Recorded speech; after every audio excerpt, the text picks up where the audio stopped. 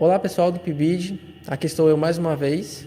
Agora estou aqui para fazer uma entrevista com um dos ex-coordenadores do PIBID que tivemos durante um bom tempo. Então, primeiramente, vou fazer uma breve introdução sobre o PIBID.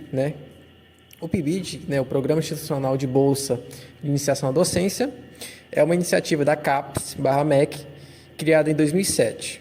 O programa oferece bolsas a estudantes de licenciatura, professores da educação básica e coordenadores de área, com o objetivo de aproximar os licenciandos da realidade escolar desde o início da formação, valorizar a docência como profissão, promover a integração entre universidades e escolas públicas e estimular práticas pedagógicas inovadoras.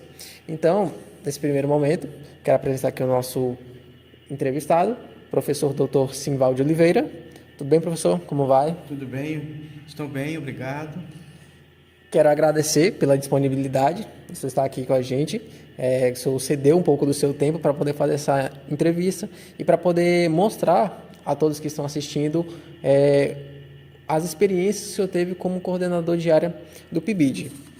Então, iniciando aqui as nossas perguntas, sobre as experiências que o senhor teve com o PIBID. Vamos começar com a primeira.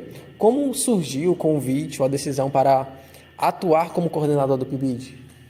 Bem, a história do PIBID no curso começou em 2007, com o primeiro edital, na verdade, foi o professor José Ricardo de Souza e Mafra,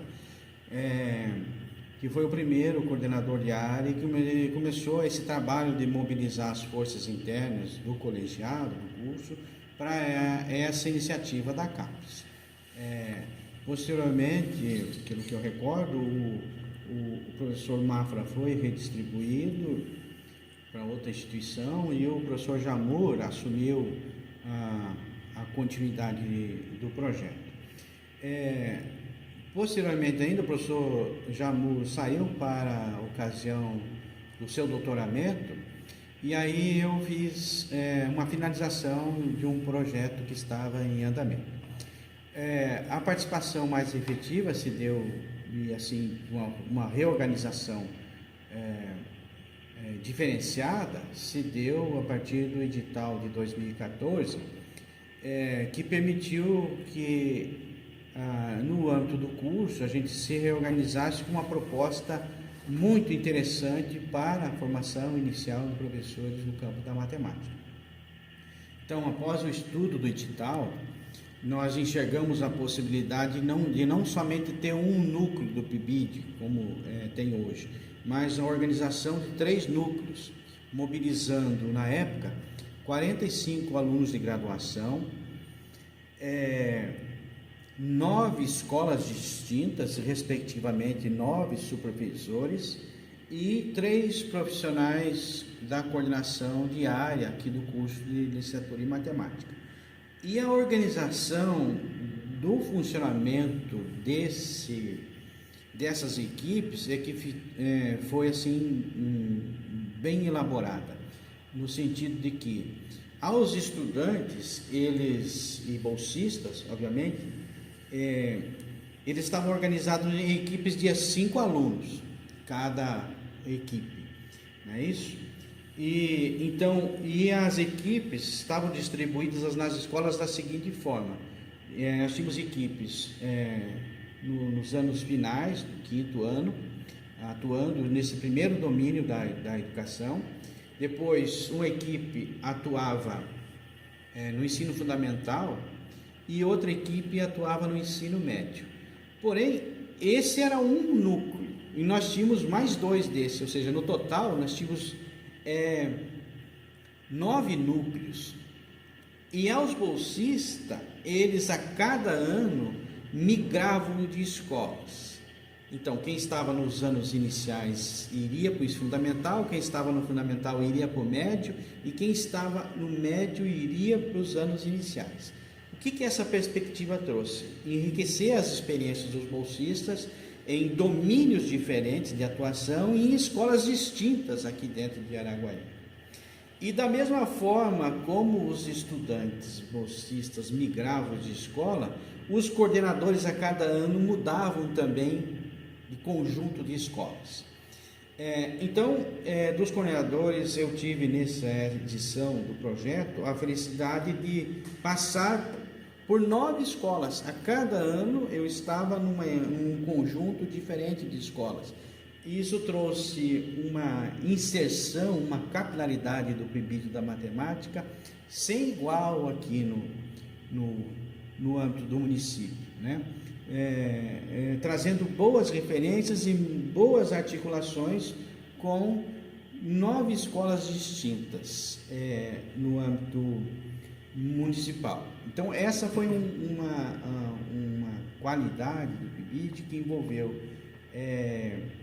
de forma articulada, não é isso? Os bolsistas, e um detalhe, os bolsistas, as equipes de 5 alunos foram organizadas de tal maneira que nós tínhamos em cada equipe 1 ou 2 alunos do primeiro, segundo, terceiro período, às vezes um aluno da fase intermediária, quinto ou sexto, e de repente 1 ou 2 alunos da fase final do curso, sétimo e oitavo período, ou sexto e sétimo, ou seja, internamente a experiência formativa dos estudantes, a forma como as equipes foi constituída, permitiu que os alunos que estavam em fases mais avançadas do curso interagissem também com os alunos na fase inicial do curso. E isso trouxe um ganho nos hábitos de estudo, porque o pessoal que estava na fase, por exemplo, um dos ganhos, né, foi esse, o pessoal que estava nas fases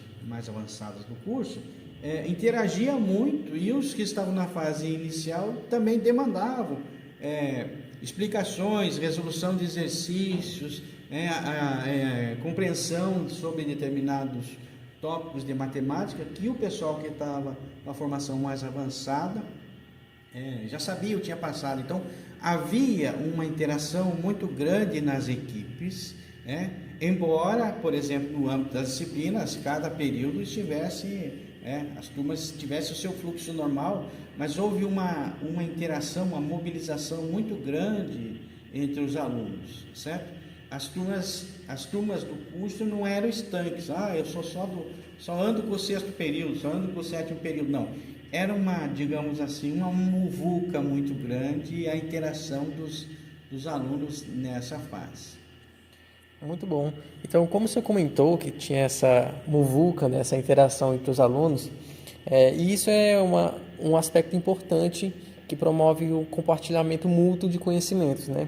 Então, tratando-se disso, quais foram, assim, outros pontos positivos do programa na sua visão, tanto para o senhor como professor, né, como coordenador de área também, quanto para os alunos? Quais foram os pontos positivos que o senhor viu nessa época?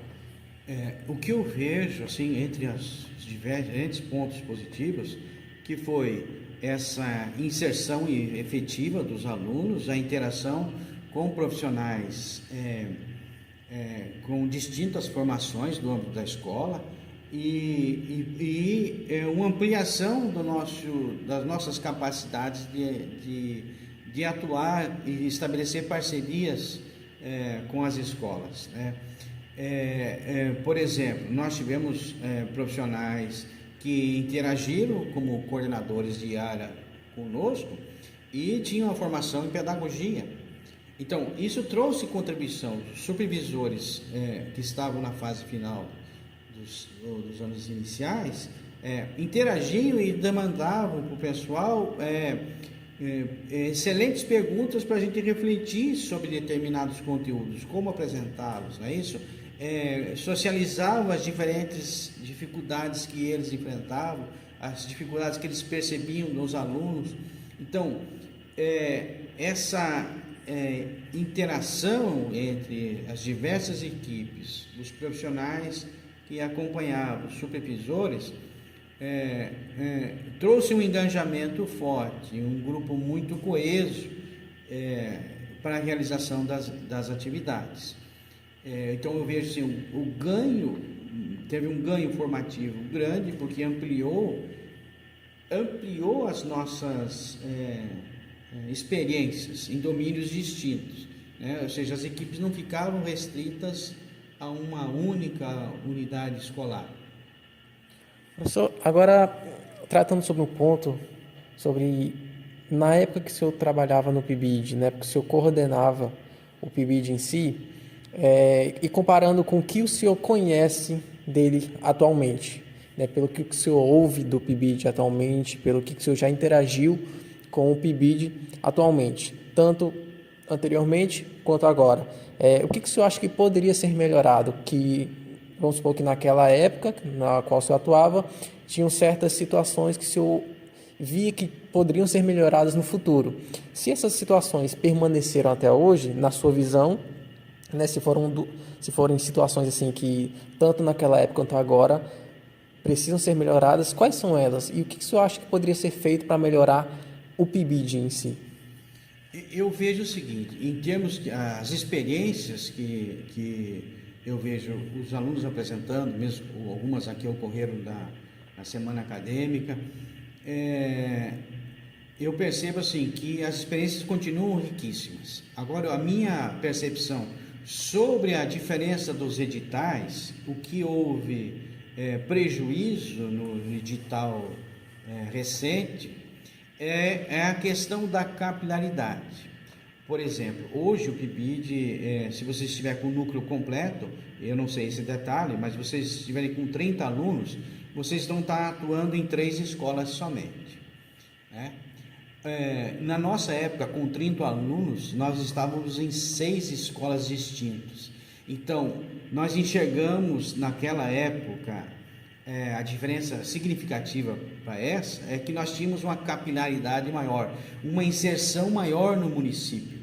Com o mesmo número de pessoas, nós mobilizávamos mais escolas, mais supervisores do que atual. E uma coisa, não sei, mas é difícil, que eu considero um pouco mais difícil, os supervisores também trabalhar com um número, uma equipe maior, não é isso? No caso, se vocês estiverem com um quadro completo, cada supervisor trabalhar com 10 alunos, embora eu veja que os alunos da matemática aqui são muito organizados, envolvidos com as questões, com os projetos, mas para o professor supervisor no início do projeto, eu vejo que para ele pode surgir um certo receio, uma certa dúvida. Então, se você tem uma equipe menor para ele gestar e acompanhá-lo nas atividades, você se adapta melhor às condições das escolas, inclusive para receber os alunos com uma equipe. Com 5 alunos uma equipe, os alunos podem mais facilmente acompanhar o professor em atividades dentro da escola, em sala de aula, né? Com uma equipe de 10, esse volume já, acredito assim, mexe mais significativamente com uma turma, né? Então, você tem um volume maior de pessoas dentro de uma turma, isso pode trazer, digamos assim, uma muvuca maior e, de repente, nem todos os alunos conseguiriam participar de forma ativa em cada atividade. Você, com uma equipe menor, penso que facilita ao supervisor gestar atividades, produzir atividades e interagir nos espaços das escolas. Vejam bem, a proposta do PIBID, as escolas não estavam preparadas para, né, receber projetos da natureza, encontrar espaços, né? Esses espaços, essa inserção do PIBID foram coisas que foram conquistadas, não é isso? No seu modo de fazer, de agir, de interagir, de contribuir para as demandas das escolas. Então, nem sempre as escolas dispõem de um espaço, de repente, poxa, essa sala aqui pode ser a sala do PIBID, né? Os PIBIDianos acabam interagindo nos espaços que são disponibilizados para a escola. Isso implica em usar, às vezes, o próprio pátio, a quadra, não é isso? Você não tem um lugar específico. Isso também é bom para a experiência, né? Porque aprende a você olhar o ambiente disponível e pensar que ações didáticas poderiam ser executadas ali. Ou seja, pode ser uma biblioteca pequena, mas, né, pode ser, de repente, uma sala. Suponha que em determinado ano a escola não conseguiu fechar o número de turmas, ela tenha uma sala que não está em uso, né? Poderia abrigar as atividades do PIBID, mas não necessariamente isso é a regra geral, né? Em geral, as escolas estão muito demandadas e o PIBID acompanha essas demandas e contribui para a escola nesse sentido. Então, acho que a principal desvantagem do edital atual é quando focou que 30 pessoas, um núcleo com 30 pessoas estaria em 3 escolas distintas. No meu entender, houve um prejuízo, porque com esse número de pessoas a gente consegue mobilizar 6 escolas. Então, o impacto, a capilaridade, a presença da instituição, da universidade, do projeto é maior dentro do município. Você mobiliza mais escolas, mais profissionais, então é uma inserção mais ativa. Eu percebo isso como um grande diferencial dos 2 últimos, pelo menos, editais que eu vi, onde essa questão do número de escolas atingidas por cada núcleo reduziu muito em função dessas condições que foram dadas em editais, né? Então, são regras que nós não podemos mudar. A gente olha os editais e vai executá-los, né, conforme as orientações que tem lá. Então, naquele edital de 2014 para esses mais recentes, eu percebo que a gente perdeu na questão da capilaridade que poderia dar o projeto. Poderia estar inserido em mais unidades de ensino do que atualmente o edital permite. Muito bom. Agora, professor, tratando agora de um assunto mais de ações que foram desenvolvidas no PIBID, né? O senhor gostaria de compartilhar alguma experiência marcante, né, ou um projeto desenvolvido que ocorreu no momento em que o senhor coordenava o PIBID, que, poxa, o senhor lembra assim com certo carinho desse momento ou desse projeto propriamente dito? Olha, eu vou dizer, são vários. Eu já peço desculpas para os meus ex-bolsistas e hoje muitos deles colegas de trabalho. Então, por exemplo, no campo dos supervisores foram desenvolvidas vários projetos inéditos e a criação de atividades inéditas que contribuíram muito para a formação. Então, por exemplo, eu lembro de uma experiência significativa que o professor Wellington Domingos, como supervisor no ensino médio, conduziu no CEM Paulo Freire, no Centro de Ensino Médio Paulo Freire, aqui de Araguaína, e que foi uma atividade construída com os bolsistas e orientação dele, né, e que permitiu a criação de um dispositivo de código Morse totalmente original. Então virou uma prática super legal de ser construída de forma prática. Os alunos construíam mensagens e mandavam isso em código e decodificavam em código. Então isso mexeu com coisas mais atuais, que vem a ser os códigos de barras, né, os QR Codes atualmente. E essa experiência foi tão rica, não somente para o professor, mas para os alunos também que desenvolveram. E aí eu quero focar no supervisor. Essa experiência depois virou a sua experiência que foi materializada na forma de um projeto de mestrado. E ele desenvolveu e aprofundou os estudos, os resultados a partir dessa experiência e produziu um trabalho de mestrado. É um caso, né? Outro caso importante que se destaca assim de supervisores foi a questão de eles perseguirem e continuarem a formação acadêmica. Então, nessa mesma direção do professor Wellington, a professora Miss Lane, hoje é doutora, está atuando no Instituto Federal.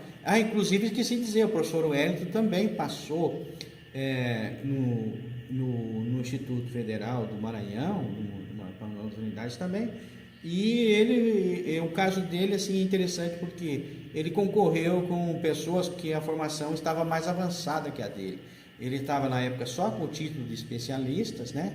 E organizou as suas aulas a partir das experiências com no PIBID, e acabou que no sorteio do tema caiu uma experiência rica como essa que eu contei para você, do código Morse, né? E ele desenvolveu lá com o pessoal na aula, então ele teve uma excelente nota na prova didática.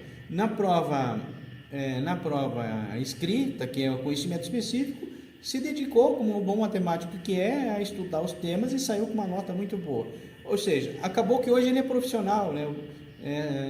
No processo lá de chamadas, né? O primeiro candidato porventura não assumiu, e se não me engano ele era o próximo, e hoje é profissional do Instituto Federal do Maranhão, certo? Aqui próximo, na divisa, não sei se é em Porto Franco, onde ele está, eu esqueci agora exatamente o domínio de atuação dele. E a professora Mislene também fez o doutorado, passou em vários concursos, inclusive para a Universidade do Maranhão, do Estadual do Maranhão, e hoje também é concursada e é professora aqui em Colinas, pelo Instituto Federal do Tocantins daí. Então, ou seja, o que eu quero destacar é que esse caminho formativo, e assim tem vários que foram, ampliando. Mas tem uma coisa dessa informação, eu falei um pouco dos supervisores, deixa eu falar um pouco dos alunos bolsistas, que é uma outra coisa super legal, é que hoje alguns deles são supervisores. Então eles viveram essa condição de bolsistas, de graduação, e depois tiveram a experiência de se tornar supervisores do projeto. Então as experiências, a condução deles, assim, acho que trouxe contribuição para essas equipes, porque eles viveram essa jornada na condição de aluno bolsista também, Então eu penso que são alguns exemplos de impactos positivos que o PIBID propiciou, E eu quase não falei dos estudantes, falei, Sim, tem vários que seguiram carreira na docência, são profissionais hoje aqui na rede estadual, concursados, isso? Aqui ou em outros estados também tem isso, e municípios do Tocantins, como também alguns seguiram carreira pela docência, e ampliaram essa formação. Eu lembro mais recentemente agora do Eduardo, que foi bolsista, e também pibidiano, e posteriormente concluiu o doutorado na área de matemática, especificamente. Então, o PIBID, acredito que ele tem essa contribuição efetiva para a formação docente em diferentes dimensões. E o curso de matemática, ele tem, acho que tem vivenciado e propiciado essas diferentes experiências para os alunos, para a instituição, e está gestando projetos dessa magnitude sobre as orientações da CAPES, Diga-se de passagem, a CAPES é uma instituição de alto nível, porque ela pegou a pós-graduação brasileira, a experiência inicial dela, ela em 60 anos aproximadamente, talvez um pouco mais, existência da CAPES, ela colocou a pesquisa brasileira em condições de alto nível, de representatividade, de qualidade do que é produzido aqui. E essa mesma experiência dela, tem agora se voltado para a educação básica. Então, os projetos como o PIBID, a residência pedagógica, trazem consigo, em parte, essa experiência que a CAPES tem, que foi responsável pela visibilidade da pesquisa brasileira, não só no país, como de forma externa também. Sabe, professor, eu escutando o senhor falando sobre isso, sobre esse momento que marcou o senhor como coordenador de área, como professor também, sobre os projetos sobre até o projeto do Código Morse, que eu também achei muito interessante, porque Código Morse, assim, é algo que a gente vê muito em filme, Raramente a gente vê assim no cotidiano, e eu achei muito interessante essa questão. Isso mostra como que o PIBID ele é muito importante para os alunos, para o seu processo de formação como professor.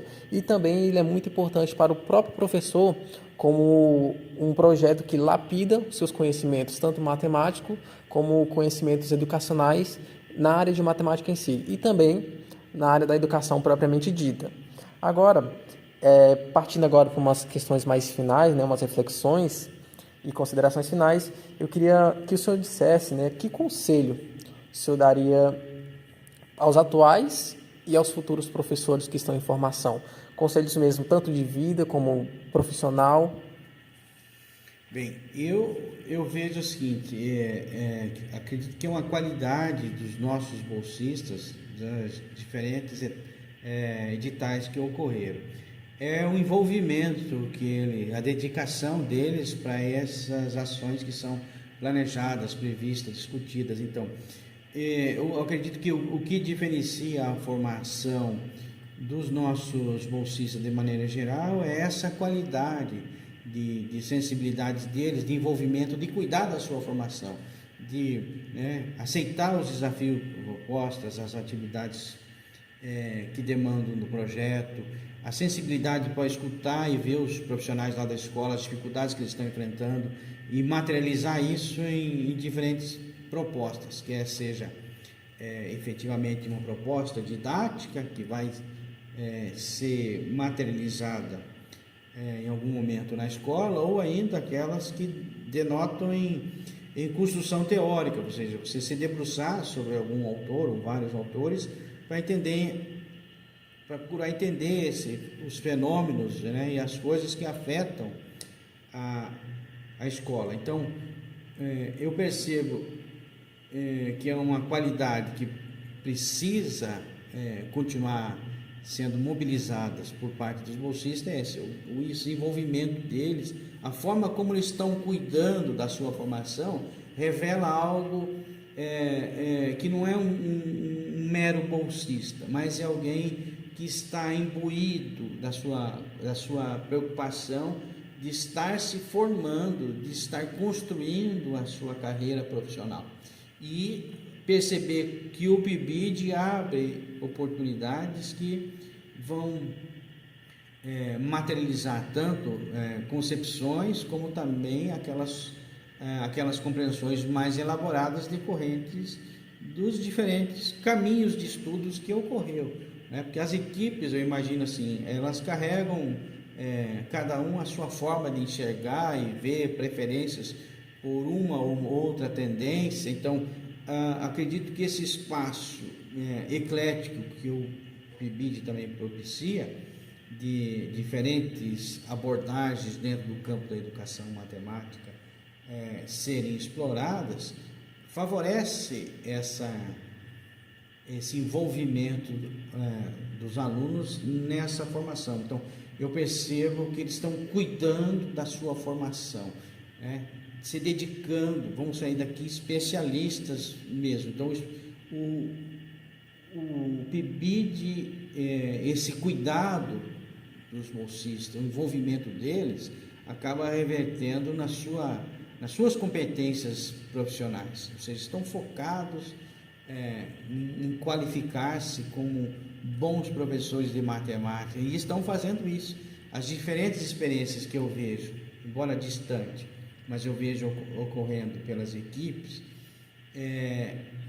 revelam isso, que são pessoas que estão cuidando da sua formação, e isso deve ser mantido, certo? É algo estratégico para o sucesso do programa e para o êxito profissional também, de diferentes dimensões, efetivamente eu não lembro mais, mas assim, tem o professor hoje, Melquisedeque dos Anjos, ele fez um estudo bem minucioso dessa proposta que ele vivenciou como bolsista. Ele fez um estudo bem detalhado do programa na época, identificou, se não me engano, 7 ou 8 categorias pelas quais a formação dos estudantes, dos bolsistas, eram impactadas. Eu vou dizer, está um pouco distante agora o estudo, mas eu não recordo, mas ficou assim bem objetivado o estudo e com uma riqueza de dados. Posteriormente eu quero ver se recordo dessa referência e passo para vocês, de repente, observarem isso no atual projeto, e ver quais delas vocês têm uma aproximação maior, ou de repente alguma outra não prevista na época por ele, que vocês agora, nesse novo domínio, nessa nova configuração do PIBID, possam estar ocorrendo na formação de vocês.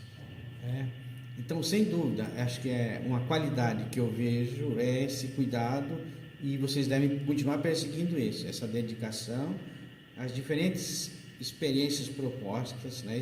Esse cuidar disso, acho algo fantástico, né? Na formação dos bolsistas, né? Então continue nesse caminho, nessa dedicação, que é algo que é notório em vocês e é notório externamente também. Essa é algo interessante, porque diversas vezes que eu tive na atual superintendência de ensino, diferentes gestores de lá, né, me abordavam, ou abordavam outros professores aqui do curso de matemática e já perguntavam, as primeiras perguntas como é que está o PIBID?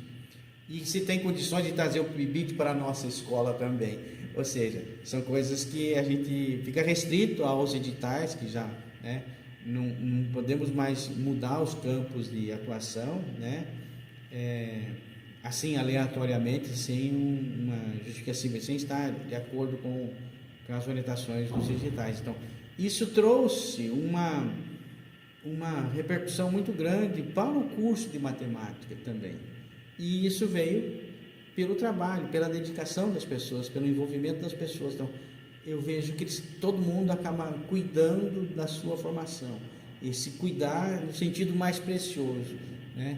De fazer aquilo se tornar algo que acaba extrapolando o domínio pessoal, né? O cuidar acaba sendo percebido por outras pessoas até distantes, e acabam criando boas referências. Então, essa é uma das qualidades que eu vejo que o PIBID da matemática preserva aqui dentro do município, né, de Araguaína.